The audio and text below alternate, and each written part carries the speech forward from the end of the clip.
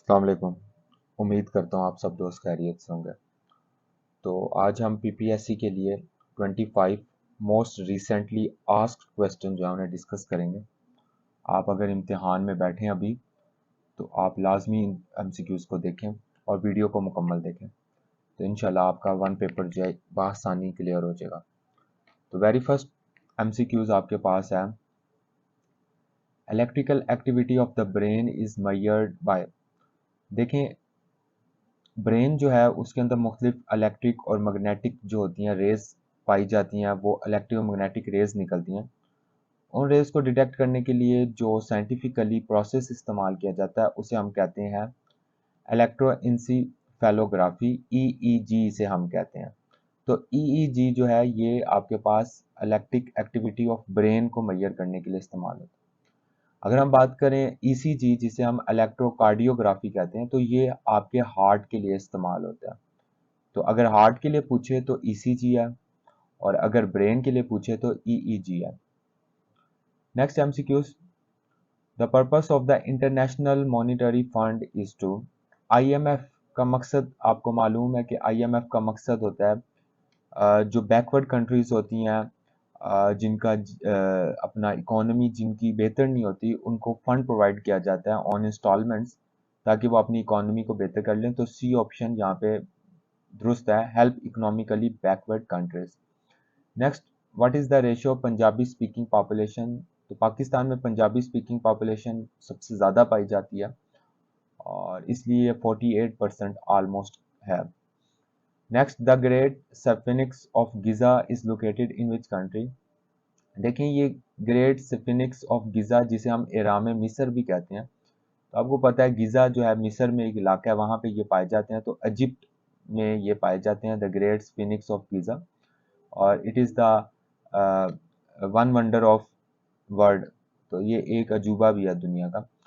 Next, Baitul Muqaddas was conquered in the reign of. Baitul Muqaddas जो है इसे किसकी दारुल हुकूमत में फतह किया गया था। तो आपको मालूम है कि हज़रत उमर जो है उन्होंने बैतुल मुक़द्दस को फतह किया था। Next, how many heads of zakat are there in Islam. इस्लाम में ज़कात किन लोगों पर जो है वो किन लोगों को दी जा सकती है।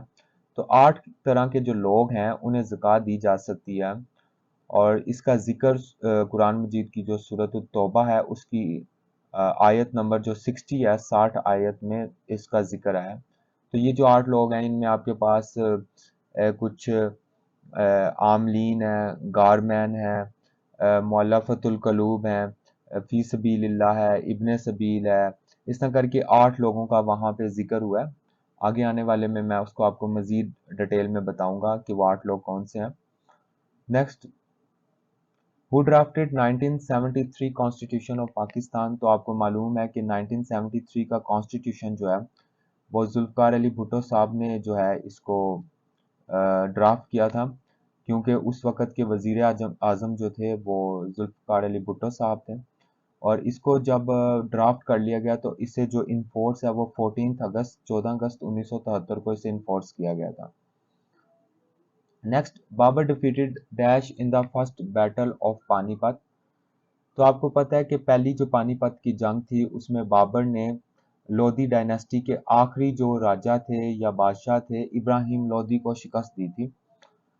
तो ये जो पहली पानीपत की जंग थी उसमें बाबर ने इब्राहिम लोधी को शिकस्त दी थी, और इट वाज 1526 में पहली पानीपत की जंग लड़ी गई, जो कि बाबर और इब्राहिम लोधी के दरमियान थी।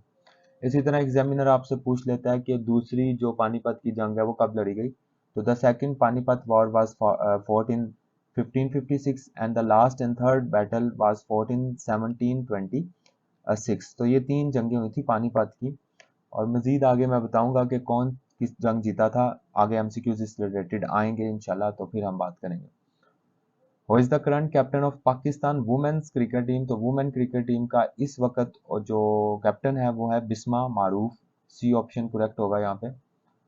Who is the incumbent chairman of Council of Islamic Ideology. Council of Islamic Ideology जो है उसका चेयरमैन कौन है मौजूदा। तो मौजूदा चेयरमैन जो है वो डॉक्टर किबला यास साहब हैं। Next, the highest point of Hindu कश रेंज इज, तो हिंदू कश रेंज की जो हाईएस्ट माउंटेन पीक जो है वो है तुर्चमीर। बी ऑप्शन यहाँ पे करेक्ट होगा। इसकी ऑलमोस्ट जो हाइट है वो है 7690, 7690 मीटर इसकी हाइट है। Next, the owner of Amazon company is, Amazon company का ओनर जो है वो आपको मालूम है जेफ बेजोस है, बी ऑप्शन है। और इसका जो सीईओ है अमेजोन का वो है एंडी जैसी, तो ये इसके सीईओ हैं। Next, what is the last planet in the solar system, तो आपको मालूम है कि हमारे सोलर सिस्टम में वैसे 9 प्लैनेट हैं, लेकिन जो प्लूटो है उसका बिहेवियर बड़ा स्ट्रेंज किस्म का, लिहाजा इसको हम अपने सोलर सिस्टम का प्लैनेट नहीं तस्वर करते। तो 8 आपके पास प्लैनेट है टोटल सोलर सिस्टम में, और मैंने आपको अपने एक लेक्चर में बताया था जीएसए के कि इसके 8 जो है आपको याद करने का तरीका मैंने बताया था, वो था एम और जे सन, JSUN, जे सन, MVEM जे सन। तो एम से मरकरी, वी से वीनस, ई से अर्थ, एम से मार्स, जे से जुपिटर, एस से सैटर्न, यू से यूरेनस और एन से निपचॉन। तो आपके पास ये 8 आप इस तरह याद कर सकते हैं एक एब्रीवेशन बना के, MVEM जे सन। तो लास्ट पे आपके पास आ रहा है नेपच्यून, तो Neptune is the last planet of our solar system. Next, when did Quaid-e Azam join all India Muslim league, तो कायदे आजम ने मुस्लिम लीग जो है वो ज्वाइन की थी 1913 में, 1913 में आपने मुस्लिम लीग को ज्वाइन किया था। और 1923 जो है उसमें लियाकत अली खान ने ऑल इंडिया मुस्लिम लीग को ज्वाइन किया था। Next, till 2017 how many countries were declared nuclear state, ये मैं पहले भी आपको बता चुका हूँ कि 2017 तक 8 कंट्रीज जो हैं, सी ऑप्शन जो है यहाँ पे, उनको डिक्लेयर किया गया एज न्यूक्लियर स्टेट के they are capable of having nuclear assets, तो उनमें पाकिस्तान भी शामिल है। Next, when a sahabi did something and holy prophet did not say anything upon it, this hadith शरीफ इसका, जब कोई सहाबी किसी बारे में पूछे, हुज़ूर पाक सल्लल्लाहु अलैहि वसल्लम उस पर खामोश रहें, तो उसे हाँ में ही तसव्वुर किया जाता है, तो उस हदीस को हम हदीस तकरीरी कहते हैं, बी ऑप्शन, हदीस तकरीरी। और हदीस कुदसी आपको पता है कि हदीस कुदसी उस हदीस को कहते हैं जो हुज़ूर पाक सल्लल्लाहु अलैहि वसल्लम ने बात कही हो, मगर वो बात अल्लाह ताला की हो, अल्लाह ताला ने हुज़ूर पाक सल्लल्लाहु अलैहि वसल्लम को वही की और फिर वो आपने आगे लोगों को बताई और वो कुरान में ना शामिल हो, अलग से हो, तो उसे हदीस कुदसी कहते हैं। Next, the study of skin is called, skin की जो स्टडी है उसे हम डर्माटोलॉजी कहते हैं। ठीक है, इसे आप याद रखें, dermatology is the study of skin.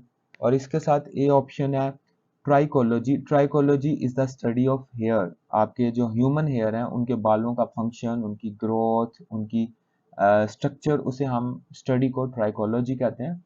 Anatomy आपको पता है, एनाटॉमी किसी भी बॉडी के इंटरनल स्ट्रक्चर को पढ़ना जो है वो एनाटॉमी कहलाता है, किसी भी बॉडी के इंटरनल स्ट्रक्चर को पढ़ना एनाटॉमी कहलाता है। नेक्स्ट, उसके बाद which of the following is the unit used to measure the distance between planet and stars, देखें प्लैनेट्स और स्टार्स का जो डिस्टेंस है वो बहुत ज़्यादा होता है आपस में, इसके लिए हम यूज़ करते हैं लाइट ईयर का यूनिट। और मैं लाइट ईयर के ऊपर डिस्कशन पहले भी कर चुका हूँ कि एक साल में लाइट जितना फासला डिस्टेंस जितना कवर करती है उसको हम लाइट ईयर कहते हैं। तो ये काफ़ी जो है किलोमीटर्स में आता है, काफ़ी मिलियन किलोमीटर्स में चल जाता है। इसके साथ एक और यूनिट होता है जिसे हम एस्ट्रोनॉमिकल यूनिट कहते हैं, यहाँ पे ए ऑप्शन में मौजूद है। एस्ट्रोनॉमिकल यूनिट जो है ये एक फिक्स यूनिट है जो कि अर्थ और सन के दरमियान का जो डिस्टेंस है उसे हम 1 एस्ट्रोनॉमिकल यूनिट कहते हैं। सन और अर्थ के दरमियान जो मीन डिस्टेंस है उसे हम 1 एस्ट्रोनॉमिकल यूनिट कहते हैं। लेकिन आपने अगर स्टार्स और प्लैनेट्स का अर्थ से डिस्टेंस निकालना है तो उसको हम लाइट ईयर में मालूम करेंगे। Next, the period of rule of the rightly guided caliph is, यानी वो कह रहा है कि खुलफाए राशिदीन जो है उनका टोटल पीरियड कितना बनता है। तो आपको पता है खुलफाए राशिदीन का अगर सही राइटली गाइडेड हम कैलिफ लें तो उनमें 4 आते हैं। फर्स्ट हजरत अबू बकर, उमर, उस्मान और अली, ये 4 जो हैं ये राइटली कैलिफ गाइडेड कैलिफ हैं। तो इनका टोटल दुरानी ऑलमोस्ट 30 ईयर्स, 30 साल बन जाता है, जिसमें सबसे ज़्यादा जो खिलाफत है उसकी जो है हज़रत उस्मान की है, ऑलमोस्ट वो 12 साल है, हज़रत उमर की 10 साल है, अबू बकर की 2 साल है, इस तरह करके जो है हज़रत अली की 5 से 6 साल बनती है, तो 29 ईयर्स इतना बनता है, तो ऑलमोस्ट 30 ईयर्स बन जाता है। Next, which of the following mountain peaks is called killer mountain? I have already discuss it in my previous lectures के नागा पर्वत को हम किलर माउंटेन कहते हैं, और मैंने इसकी वजह वहां पे आपको बताई थी।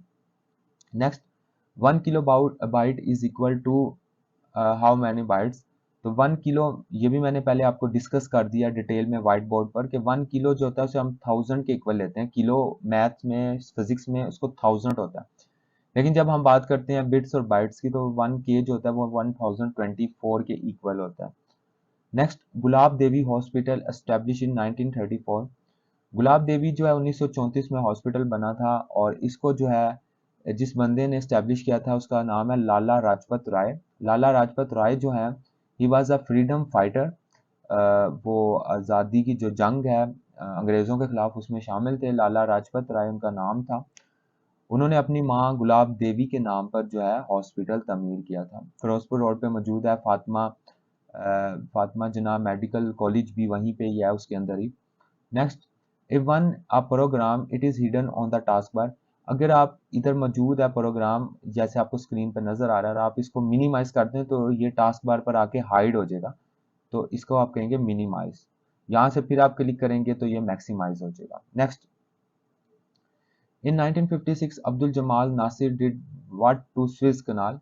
1956 में Abdul Jamal Nasser was the president of Egypt, और उन्होंने जो स्विस कनाल है उसको जो है नेशनलाइज किया था 1956 में।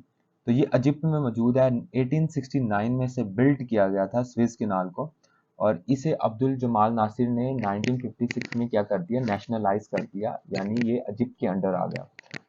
और ये जो है आपके पास स्विस कनाल, इसका एक और एमसीक्यूज आता है कि स्विस कनाल आपके पास दो बड़े सीज, मेडिटेरेनियन सी और रेड सी को कनेक्ट करती है। तो स्विस कनाल जो है इसलिए भी अहम है कि ये मेडिटेरेनियन सी यानी यूरोप वाली साइड को, और रेड सी यानी अफ्रीका वाली साइड को, मिडल ईस्ट को आपस में कनेक्ट करती है। इसके अलावा ये सबसे लार्जेस्ट कनाल भी तस्वुर की जाती है, क्योंकि इसकी लेंथ 193 जो है किलोमीटर है, और ये नेशनलाइज 1956 में की गई थी जमाल अब्दुल नासिर की तरफ से, जो कि इजिप्ट के प्रेसिडेंट थे, और इसके अलावा इसे 1869 में बिल्ड किया गया था। नेक्स्ट 25 और लास्ट एमसीक्यूज आज के लिए।